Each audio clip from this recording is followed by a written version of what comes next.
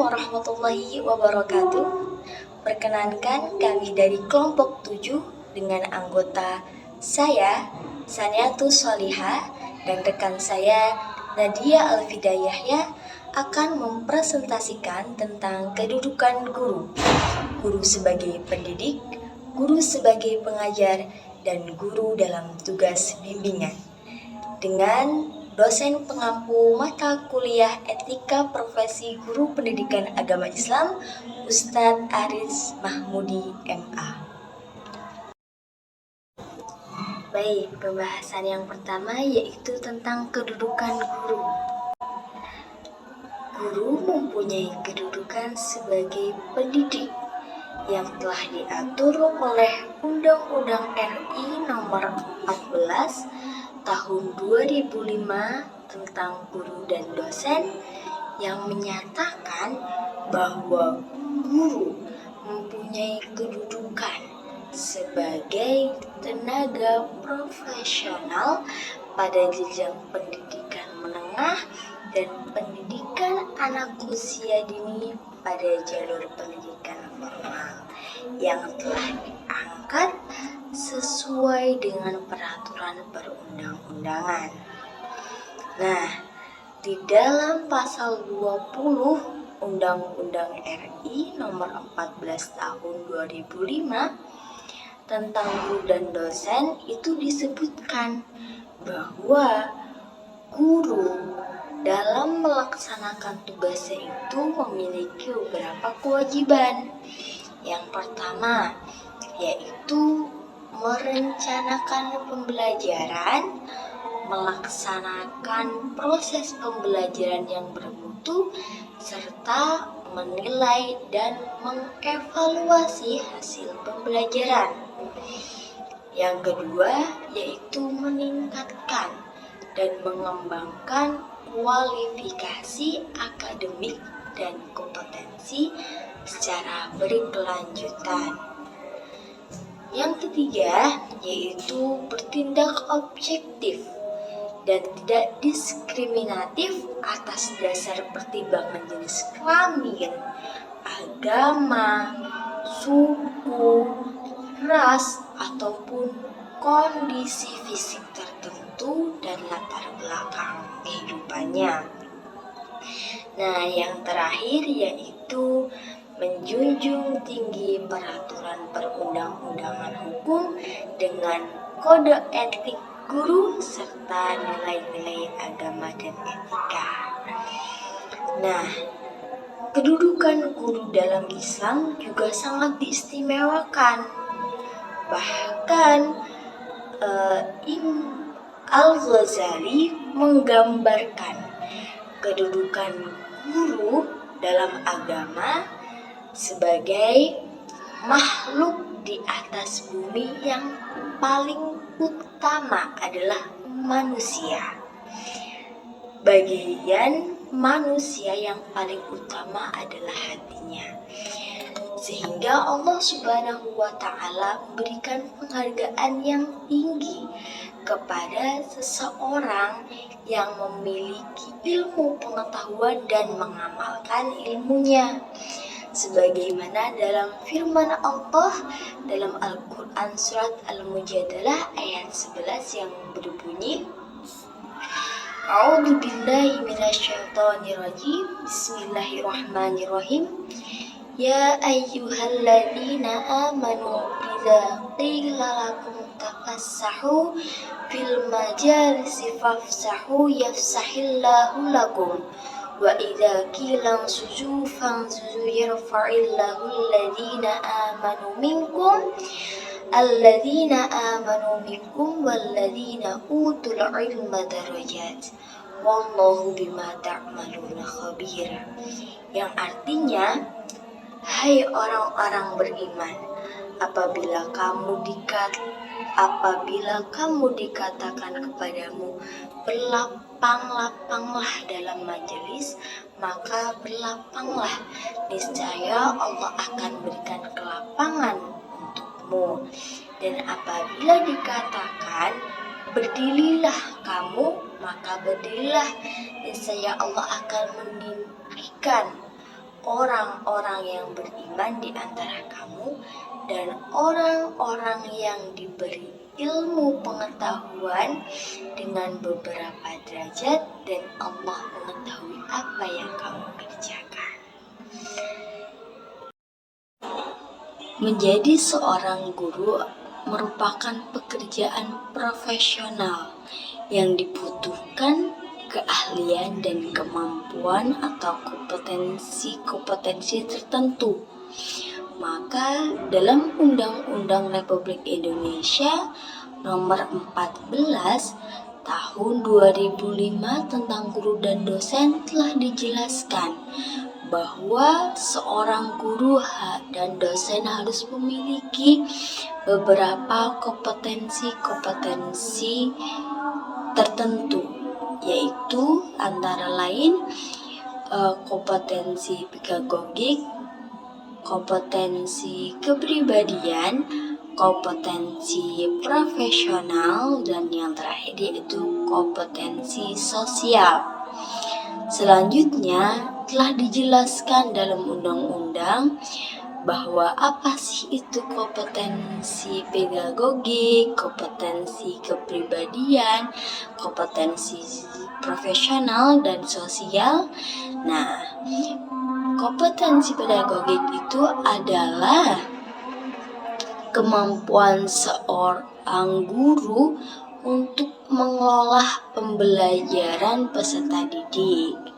Nah, kompetensi kepribadian adalah kemampuan seorang guru secara pribadi yang mana seorang guru itu memiliki akhlak yang mulia, pembawaan yang arif dan berwibawa, serta bisa menjadi teladan atau menjadi contoh yang baik bagi peserta didik ataupun masyarakat.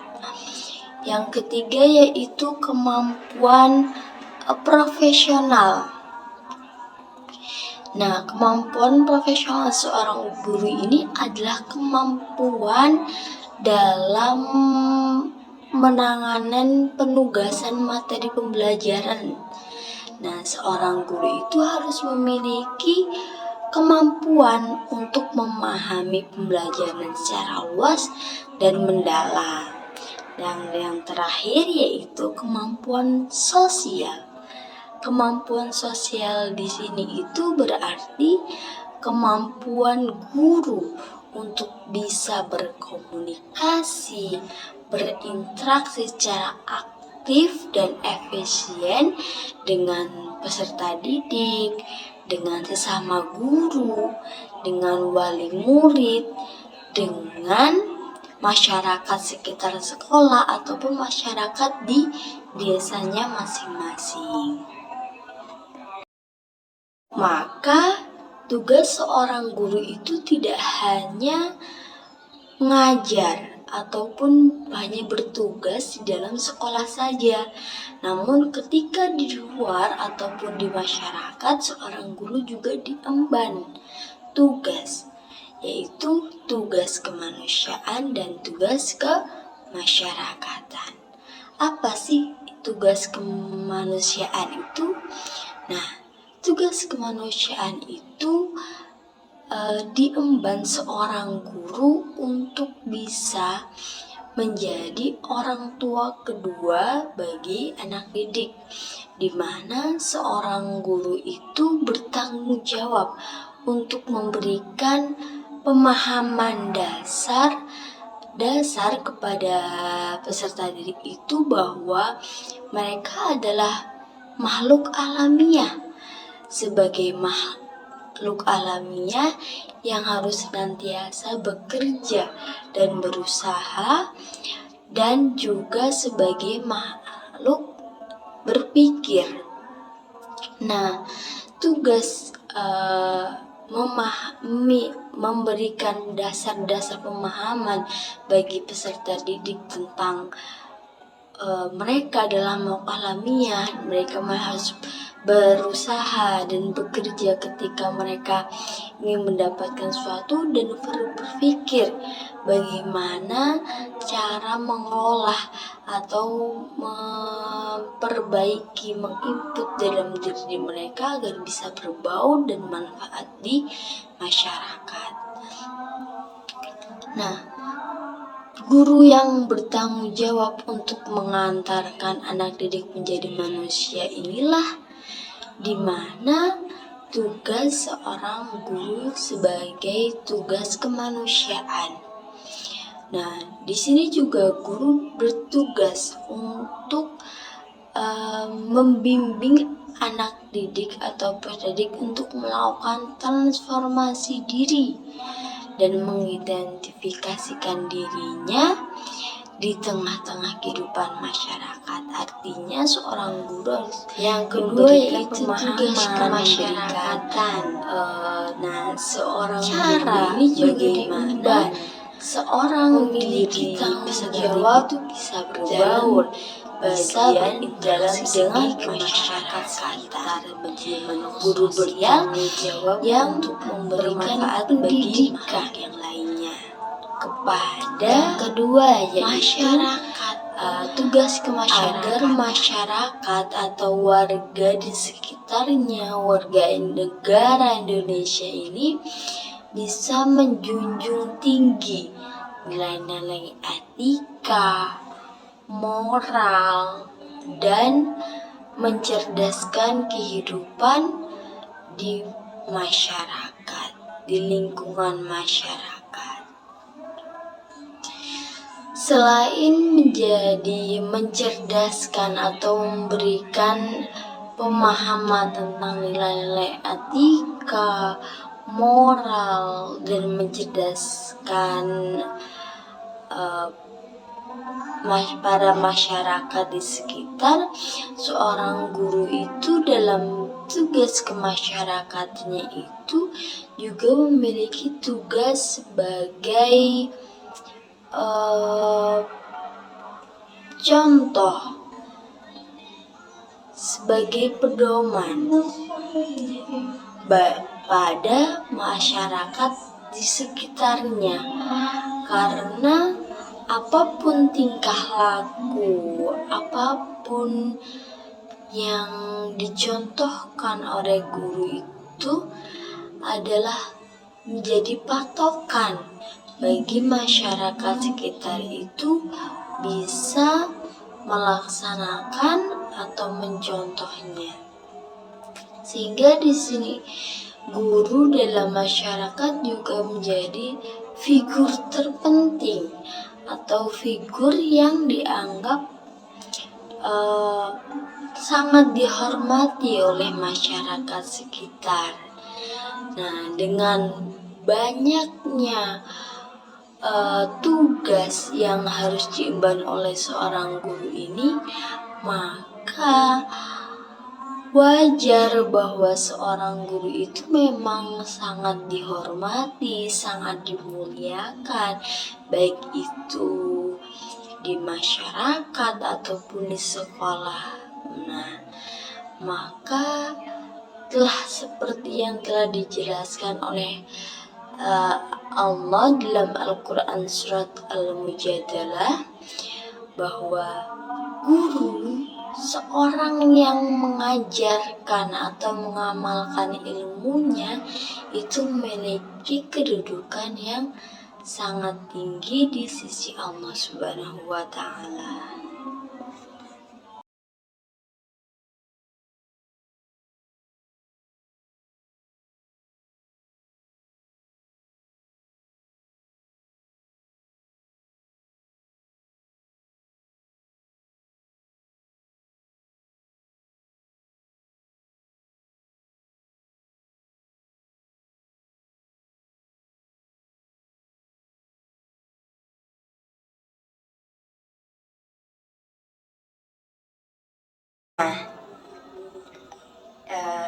Berikutlah materi dari tentang kedudukan guru sebagai pendidik dalam konteks pendidikan formal di Indonesia dan kedudukannya di mata agama. Baik, pembahasan yang kedua yaitu guru sebagai pengajar. Nah, Guru sebagai pengajar itu adalah guru bertugas untuk mengajarkan, mendidik, dan membantu peserta didik dalam mencapai tujuan pembelajaran. Nah, guru sebagai pengajar itu juga bertugas memberikan pengajaran di sekolah ataupun maksudnya di kelas, yaitu menyampaikan pembelajaran agar peserta didik dapat mengerti dan memahami materi yang telah dijelaskan. Muhammad Ja'far menegaskan, tugas dan tanggung jawab guru menurut agama Islam dapat didefinisikan sebagai tugas yang harus dilakukan oleh para alim ulama, yaitu menyuruh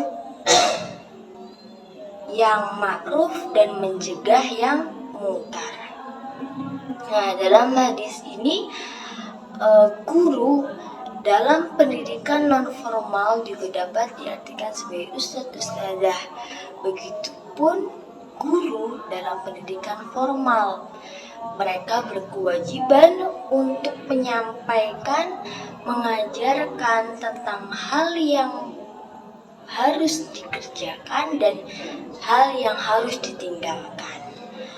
Rasulullah Shallallahu Alaihi Wasallam bersabda, An Abdullah bin Umar anna Nabiya sallallahu alaihi wasallam qala balaghu anni walau ayah, yang artinya dari Abdullah bin Umar, dia berkata, Nabi Muhammad sallallahu alaihi wasallam bersabda, sampaikanlah dan ajarkanlah walau satu ayat. Guru sebagai pengajar adalah seseorang pemimpin di dalam kelas. Jadi guru di sini itu bertugas sebagai moderator di dalam kelas, yang mana memimpin dalam proses pembelajaran agar proses pembelajaran itu dapat berjalan dengan lancar, di mana guru menjadi penengah juga di dalam kelas, di mana ketika seorang murid dengan murid yang lainnya itu saling berkomunikasi, saling berdiskusi, guru menjadi penengah, guru menjadi pembenar dalam materi-materi yang kurang tepat. Telah dijelaskan tadi bahwa guru itu juga bertugas menjadi seorang pemimpin di dalam kelas. Jadi guru memiliki kewajiban untuk tercapainya proses pembelajaran. Rasulullah SAW bersabda, An Abdullah bin Umar yaqulu sami'tu Rasulullah sallallahu alaihi wasallam yaqulu kullukum ra'i walau wa kullukum mas'ulun an ra'iti. Nah, yang artinya Abdullah bin Umar berkata, saya mendengar Rasulullah sallallahu alaihi wasallam bersabda, setiap kamu adalah pemimpin dan setiap kamu akan diminta pertanggungjawaban atas kepemimpinan kamu. Nah, di sini telah ditegaskan bahwa guru sebagai seorang pemimpin berkewajiban atas terlaksananya proses pembelajaran secara lancar dan efektif. Nah, guru juga memiliki tugas untuk menjadi sumber daya pendidikan yang mempunyai kualitas yang diperlukan, karena guru merupakan faktor yang menentukan mutu pendidikan, karena guru berhadapan langsung dengan peserta didik. Jadi guru sebagai pengajar juga memiliki tugas untuk mengembangkan kurikulum siswa, mengembangkan potensi yang dimiliki siswa, dan guru juga bertugas sebagai penanggung jawab, di mana guru guru bertanggung jawab atas proses pembelajaran yang bisa berjalan dengan lancar dan efektif. Baik, terima kasih saya ucapkan kepada pemateri yang pertama yang telah memaparkan materinya. Selanjutnya kita memasuki materi yaitu kedudukan guru sebagai pendidik. Sebelum kita melangkah jauh, alangkah baiknya kita mengetahui pendidik itu apa sih? Pendidik merupakan tenaga profesional yang diserahi tugas dan tanggung jawab untuk menumbuhkan, membina, mengembangkan bakat, minat, kecerdasan, pengalaman, wawasan kepada peserta didik. Guru sebagai pendidik ini adalah di mana orang itu bertugas selain memberikan pelajaran berupa ilmu pengetahuan, melakukan transfer of knowledge, memaparkan ilmunya dan keterampilan kepada peserta didik. Selain itu juga guru sebagai pendidik ini melatih, membimbing, dan mengarahkan peserta didiknya agar dapat berakhlak mulia dan berpikir secara kritis. Kemudian kita perlu mengetahui tugas dari pendidik ini yakni untuk mengarahkan siswanya ke level kedewasaannya dengan kepribadian yang sempurna. Di sini guru sebagai pendidik ini membimbing, membina peserta didiknya agar memiliki level kedewasaan yang sempurna. Jadi selain mentransferkan ilmu, guru sebagai pendidik ini harus mengayomi siswanya, mengayomi peserta didiknya, dan memperhatikan bentuk masa depannya.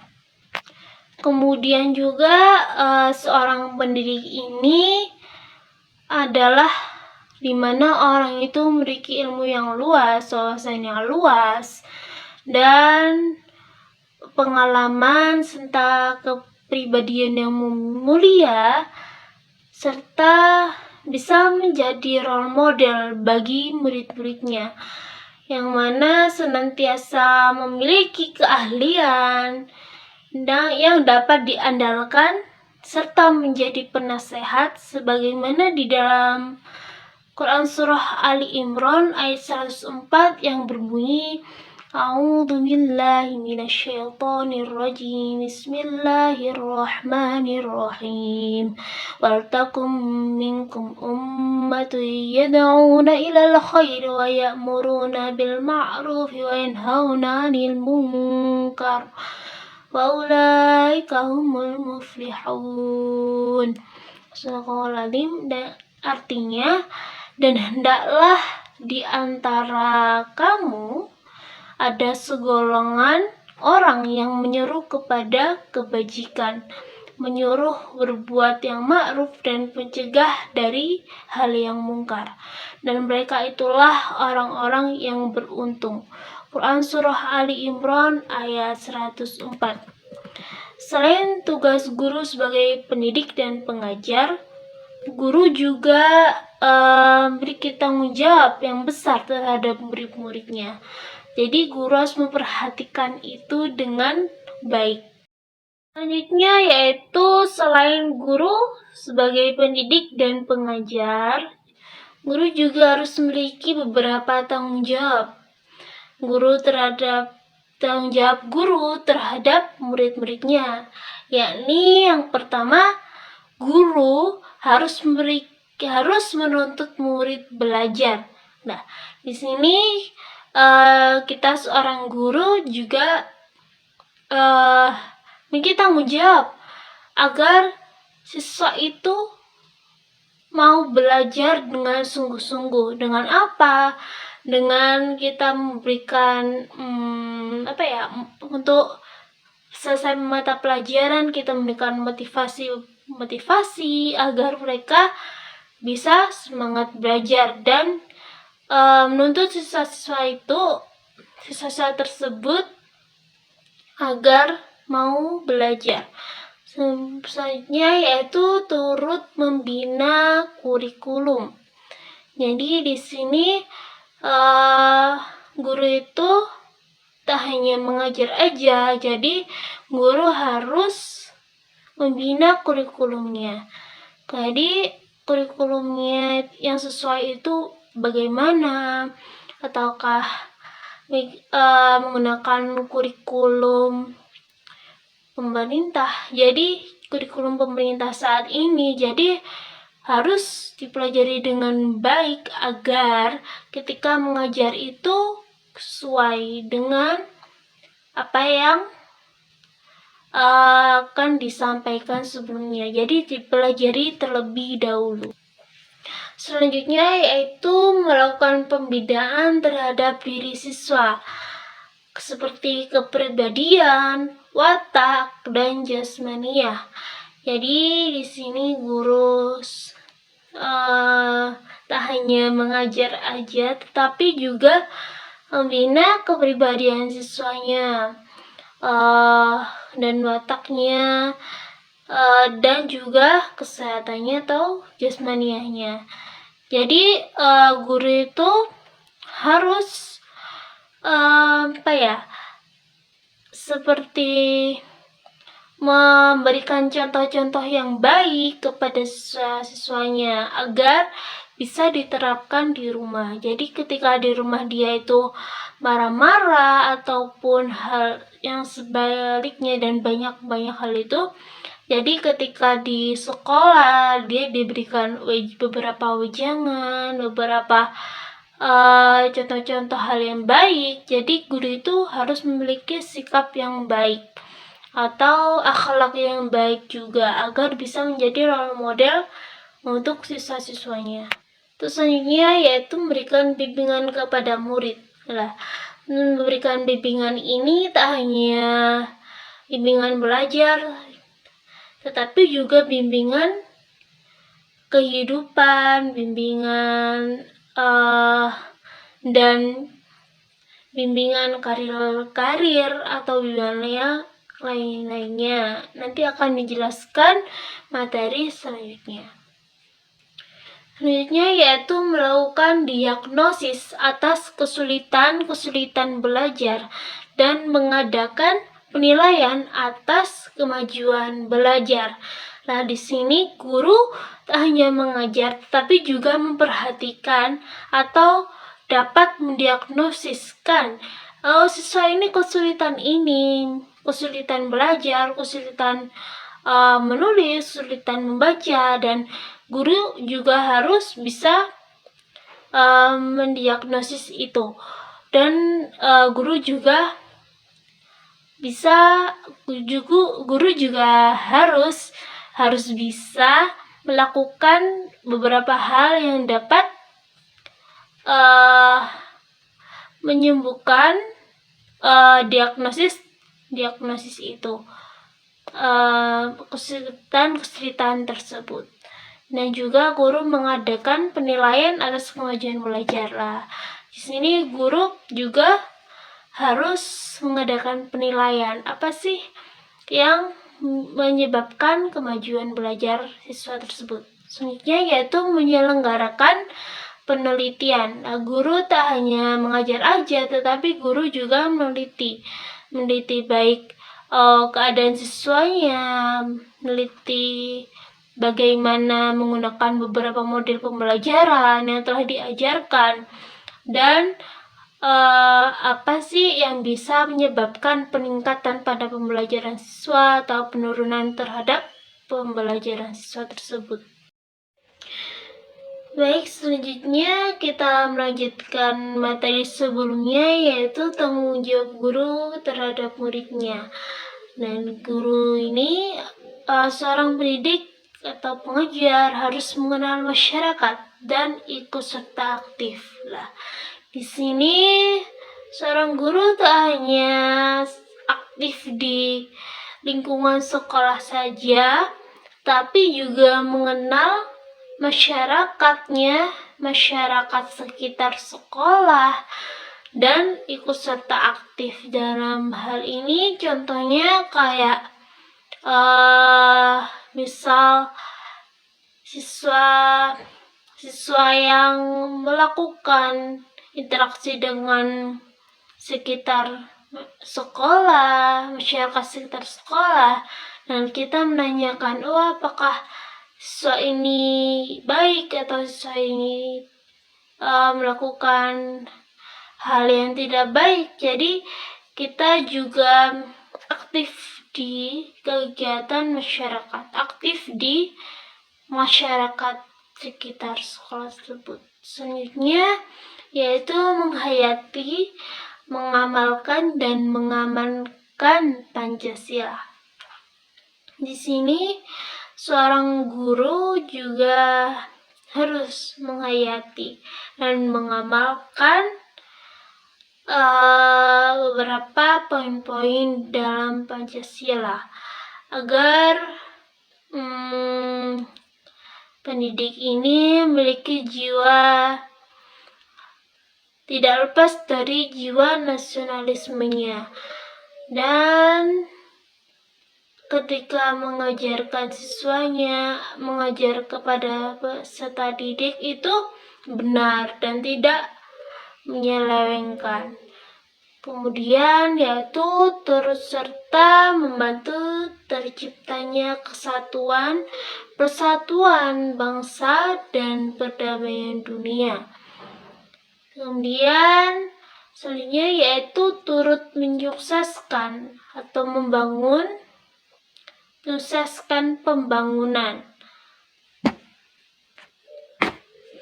Selain membantu terciptanya kesatuan dan persatuan bangsa, dan juga seorang guru harus menyukseskan pembangunan bangsa. Nah, di sini guru harus menyiapkan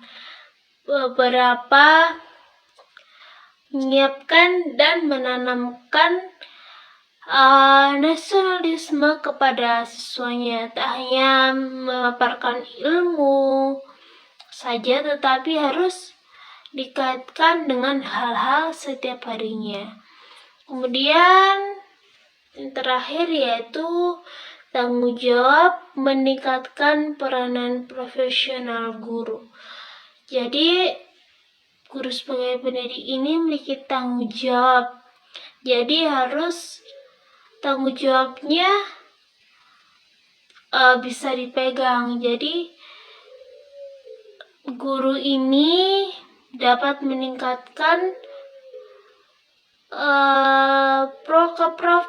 keprofesionalannya agar bisa menjadi guru yang dapat digugu atau ditiru. Jadi seorang pendidik ini dari penjelasan di atas, guru sebagai pendidik harus mendidik siswanya sesuai dengan materi pelajarannya yang diberikan.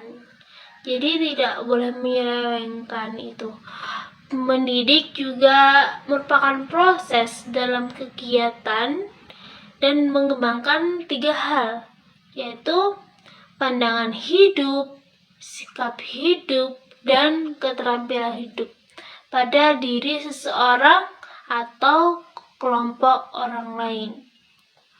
Di dalam kaitannya dengan pembentukan karakter, guru sebagai pendidik juga harus atau mampu mengaitkan materi pembelajaran yang diajarkan dengan nilai-nilai pendidikan karakter, yang artinya yaitu materi yang diajarkan guru harus dapat menyampaikan pesan-pesan yang tersirat nilai-nilai pendidikan karakter.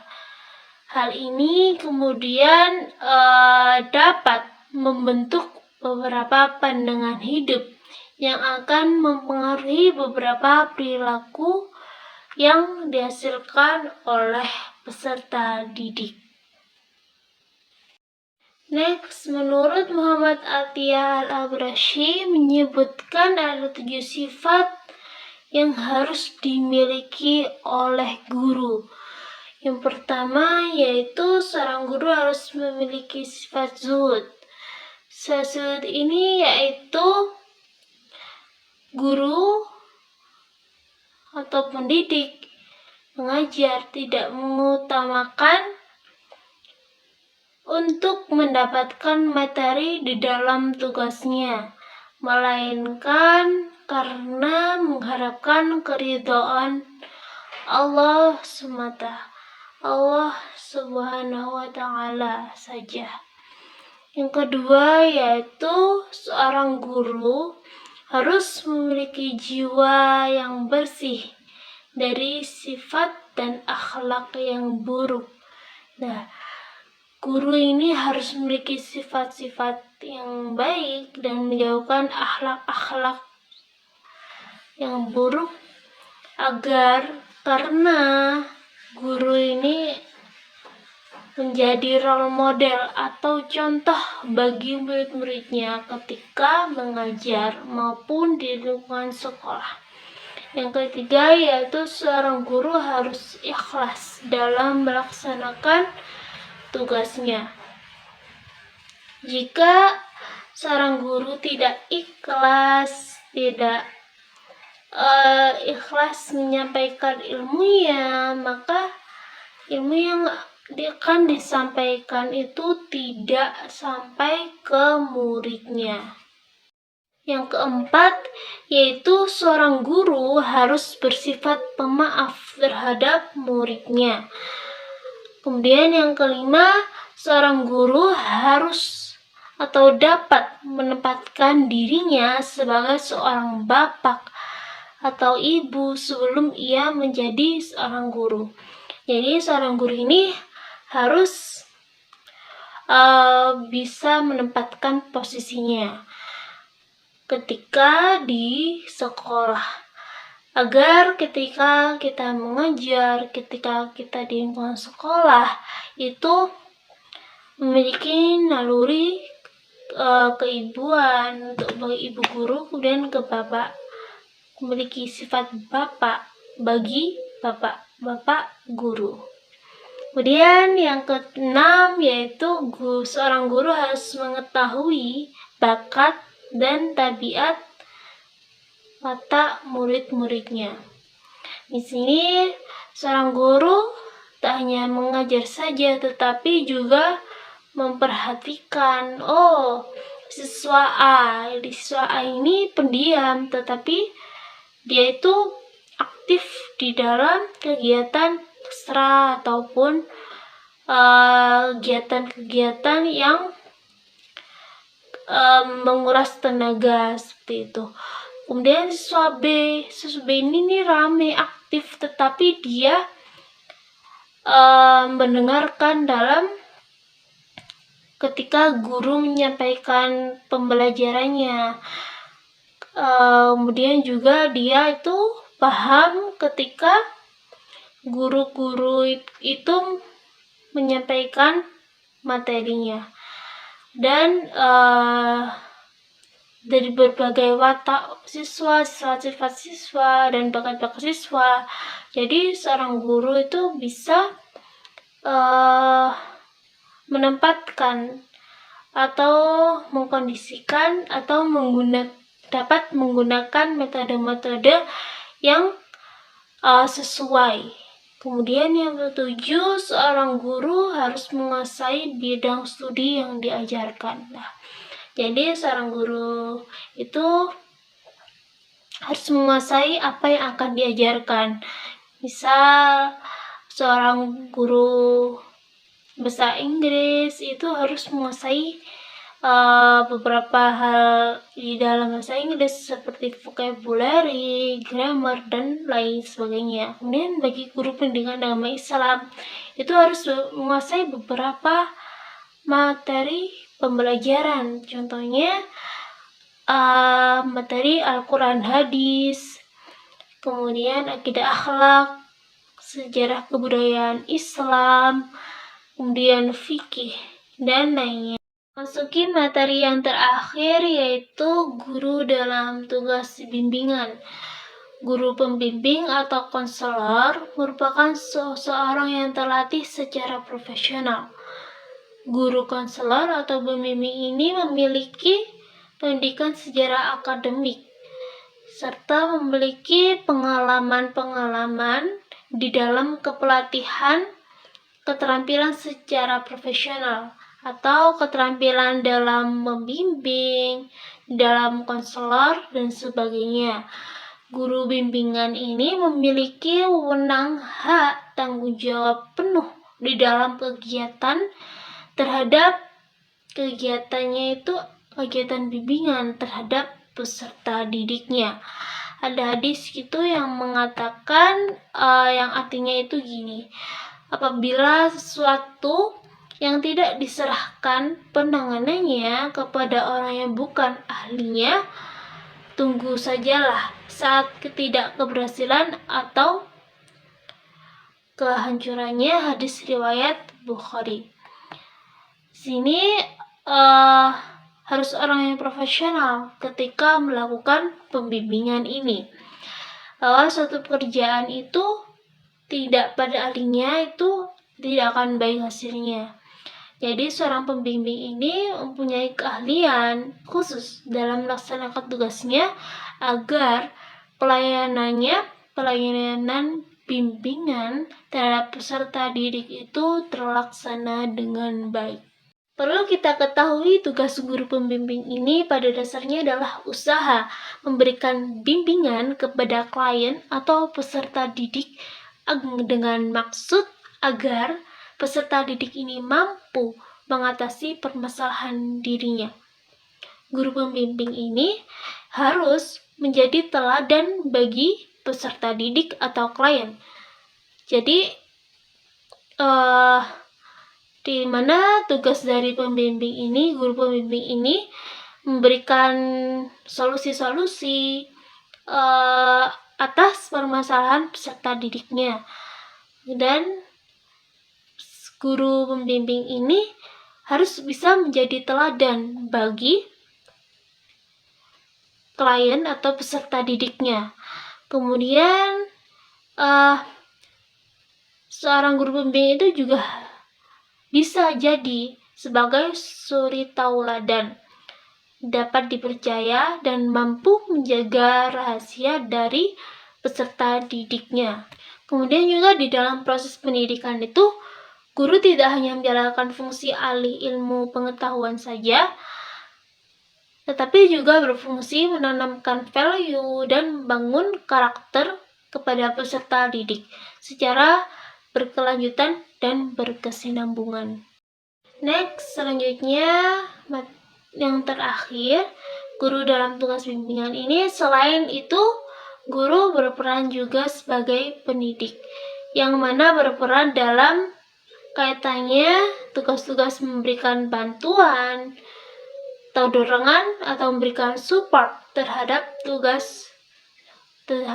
peserta didik, serta memiliki tugas-tugas pengawasan dan pembinaan atau supervisor terhadap peserta didik, dan tugas-tugas yang lainnya seperti mendisiplinkan anak-anak yang memiliki permasalahan agar peserta didik itu menjadi patuh terhadap aturan-aturan sekolah dan norma hidup di dalam masyarakat ataupun keluarga.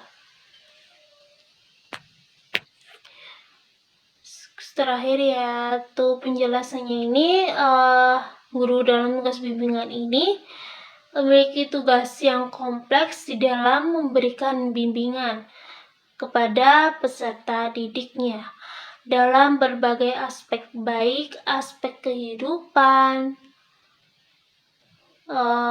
seperti permasalahan pribadi, sosial, dan belajar, karir, dan lain sebagainya. Dan juga guru sebagai pembimbing ini harus bisa menjadi teladan dan rujukan bagi peserta didik di dalam mengatasi permasalahannya. Baik, terima kasih sudah mendengarkan pemaparan dari kelompok kami. Mohon maaf apabila ada kesalahan kata maupun perbuatan dari kelompok kami, salah ucap kata, dan lain sebagainya juga. Kami mohon maaf. Saya akhiri. Wassalamualaikum warahmatullahi wabarakatuh.